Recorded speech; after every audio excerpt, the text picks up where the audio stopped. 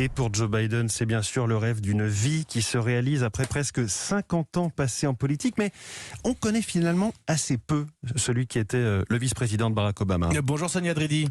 Bonjour. Vous êtes également en ligne de Washington pour Europe 1. Joe Biden aime avant tout se présenter comme un homme ordinaire, proche du peuple.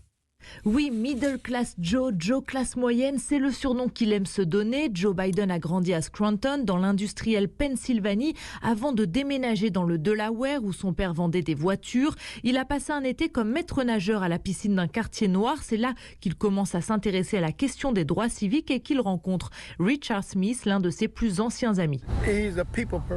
C'est quelqu'un qui aime les gens. Si vous lui donnez votre nom une fois, il s'en rappellera dans 1 an, dans 3 ans. Vous n'avez pas l'impression que c'est un grand homme politique. Il est normal, comme nous. Biden a placé l'empathie au cœur de sa campagne et parle souvent de ses tragédies personnelles. À 30 ans, à peine élu sénateur, il perd sa première femme Nelia et leur petite fille de 13 mois dans un accident de voiture. Ses 2 fils survivent. Il pense au suicide. Il remonte finalement la pente et passera 36 ans au Congrès.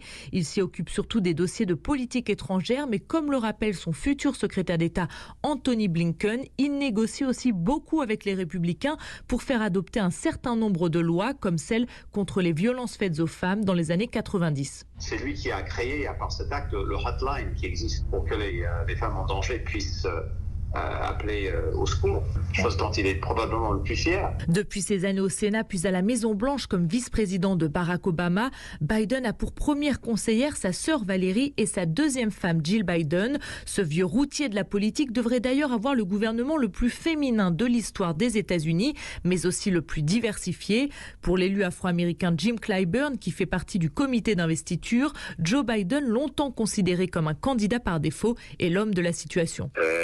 C'est l'homme qu'il faut à ce moment-là de notre histoire. Alors que le pays est plus divisé que jamais, sa prestation de serment aura pour thème l'unité. Joe Biden veut se démarquer de son prédécesseur et se pose en rassembleur. Merci Sonia.